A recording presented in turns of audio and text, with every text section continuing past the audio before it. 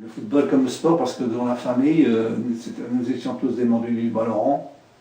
Et j'ai un oncle qui a joué professionnel au kart, d'où la raison de notre passion pour le football et le kart en particulier. Il y a un oncle qui faisait du basket, mais il allait souvent au kart, c'était commissaire de police, donc il surveillait. Et puis voilà, puis ma grand-mère habitait à proximité du Stade Amédée-Prouvost, puisque le fond de sa cour, ça donnait sur la boulevard du Stade Amédée-Prouvost. Donc on a toujours vécu dans ce contexte d'Éprouvaux, le stade de football. Voilà comment on a vécu, j'ai vécu toute ma jeunesse. Alors le CORT a été fondé après la guerre. C'est-à-dire que précédemment, il y avait l'Excelsior Athletic Club de Roubaix qui jouait sur le terrain du Stade Amédée-Prouvost et qui était en première division. Donc le CORT a succédé à l'Excelsior de Roubaix et a donc conservé la place de première division et a pu démarrer directement en première. Donc en 1945, M. Albert Prouvost, fils, apprend que le LOSC va créer le LOSC également juste après la guerre, par la réunion de deux clubs, un Fivois et un Lillois, pour former le LOSC. Donc. Il a voulu contrecarrer ça en faisant ici une triangulaire, puisqu'il y a trois clubs qui ont postulé pour faire une fusion, l'US Tourcoing, le Racing de Roubaix et l'Excelsior Athletic Club. Ces trois clubs vont fusionner pour devenir le CORT. Donc c'est en 1945 qu'ils ont commencé leur première saison, 45, 46, 46, 47, champion de France. On peut dire que le CORT a tenu le haut du pavé jusque dans les années 50, fin 50, début 60. Ils ont vraiment été en haut du football français. Et je crois que, concernant la ville de Roubaix, c'était la meilleure publicité qui pouvait être faite pour Roubaix, qui est déjà très connue. Mais là, avec ça, ça les a portés à des sommets. Mais le déclin est venu avec la crise qui s'est produite dans le textile, plus ou moins. La chute des capitaux pour les patrons. Ils ne pouvaient plus subvenir au mécénat, quoi. Parce que c'était vraiment une histoire de mécénat. Les Prouvost, c'était les Prouvost qui avaient tout réalisé, tout ça. Particulièrement Albert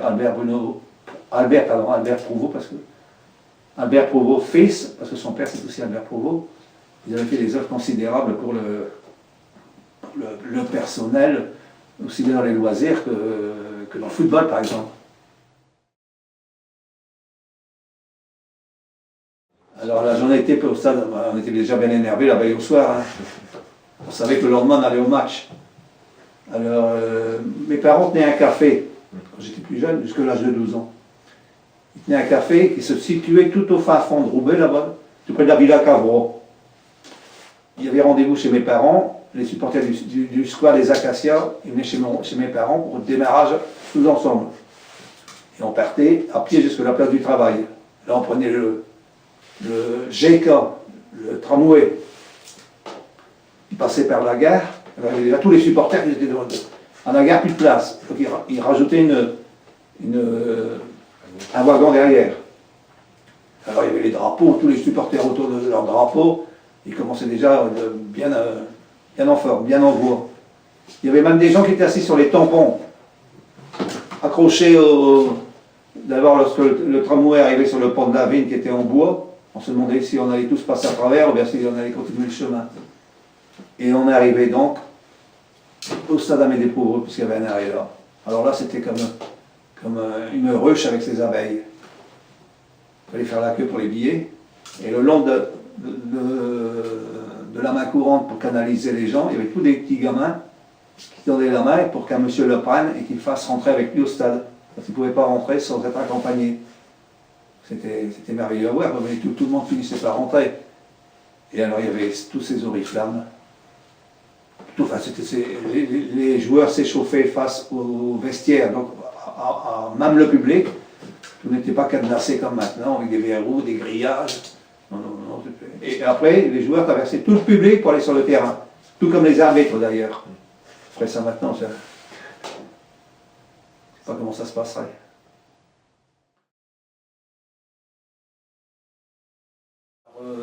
Par des chants.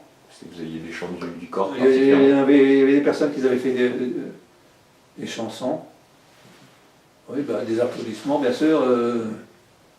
Mais c'est pas comme Des gens qui sautent sans arrêt, là, on ne sautait pas comme ça. Non.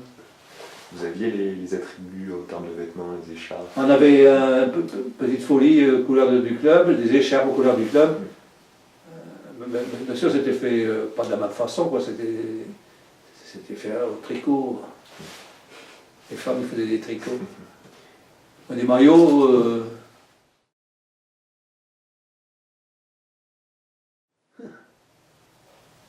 Un objet. La bottine de football. Je vais vous dire pourquoi. Sur toute ma carrière de footballeur, dirigeant, supporter, j'ai eu une fois une paire de bottines de football au Kurt. Et c'était pas n'importe quelle paire de football, c'était les Adidas. Les 3 bandes. C'est la seule chose que j'ai profité. Et je suis arrivé là-bas, il dit, qu'est-ce que tu veux, garçon? Ben, une paire de bottines, toutes serrées. Il y avait toutes des bottines, 3 bandes Adidas.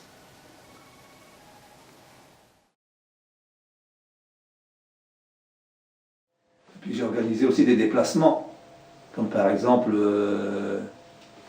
en 81,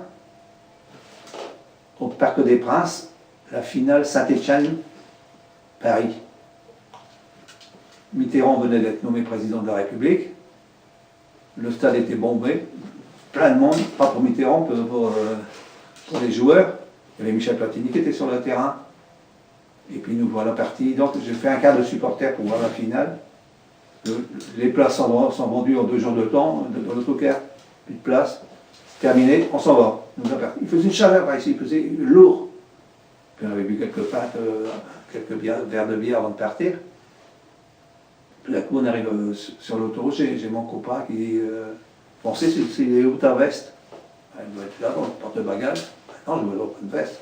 Comment elle est pas là ma veste? Ah ben j'ai sûrement oublié là-bas. Il dit ça faillit avoir retrouvé en revenant. En revenant, je dis, mais il faut, les billets ils sont dedans, on dit. Ah bah, que tu as fallu annoncer chaud, personne. Certains n'ont pas très bien pris. Hein. Je les comprends d'ailleurs. Alors c'est là que je suis descendu à Arras pour prendre le chemin inverse qu'on venait de prendre et rentrer sur Roubaix. Tout de suite, il y a un camion qui était stoppé, on a fait du stop au péage. Il a stoppé, on lui a expliqué rapidement, montez. Moi j'étais assis sur le moteur, et mon copain était assis juste. Il nous a parti. On arrive à Roubaix, il dit je vous conduis jusqu'au siège de supporters. Donc il m'a conduit jusqu'à l'église Saint-Jean-Baptiste. Et là, ma voiture n'était pas là, elle se trouvait au boulevard de Strasbourg, chez Jules Classin, sur le groupe des Morlus. Et là, il y a un gars qui me. T'es un français, il fait.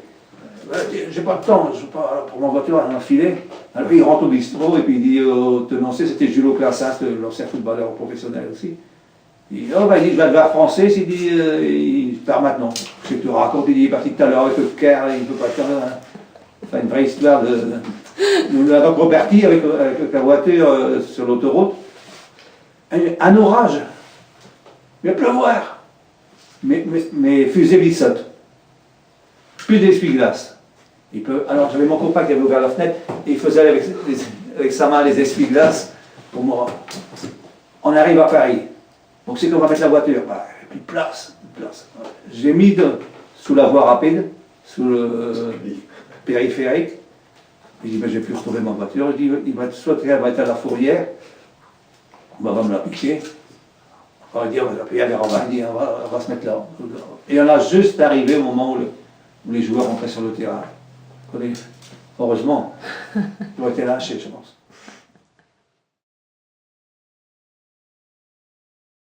J'avais récupéré le fanion de la finale de la Coupe de France en 1933, qui avait fait 2 clubs roubaisiens en finale, le Racing de Roubaix et l'Excelsior de Roubaix.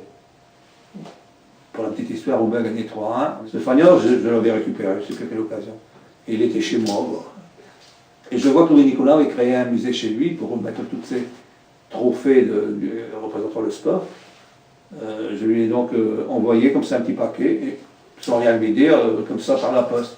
Il le reçoit, il a réussi à me joindre au téléphone le lendemain, et il me dit, monsieur Boé, il dit que je vous dois pour ça, parce que habituellement les gens ils m'ont nayé. Il dit non, c'est pour, je vois que vous êtes content, moi ça me suffit comme plaisir. Ah ben non, il dit, ben, venez passer une journée à Montpellier. Mais il dit, je suis là-bas de l'autre côté, moi je dis, hein, en haut. Et puis les matins, je suis pas libre avant 9h, 9h30, donc le temps de venir, tout ça. Alors il n'a pas dit zut, il dit un autre nom parce que lui, il est un petit peu plus cru. Et puis, ben, il dit, je vais vous envoyer mon jet privé. Jet privé? Ben oui, mon avion. Ah bon? Il va venir aller vous chercher, il vous dépose à Montpellier, et le soir, il vous ramène à l'île. Oui, mais j'ai dit à ma femme et ma fille aussi. Les venez tous les trois. Et en effet, le 12 juillet 2012, nous l'avons parti direction l'Équin. Le jet de M. Boé est arrivé. Et là, il y avait Manuel Amoros qui était là, coïncidence, avec son épouse, pour visiter également le musée, parce que c'est un musée privé. Et que pour le moment, bon, j'ai également visité le musée. Et on a passé la journée là-bas et on est revenu le soir.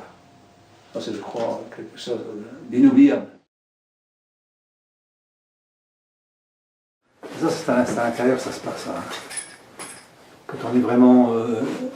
quand on est touché par ce qui arrive des amis du club, comme par exemple, tous les enterrements, ben, en général, c'est moi qui fais l'allocution.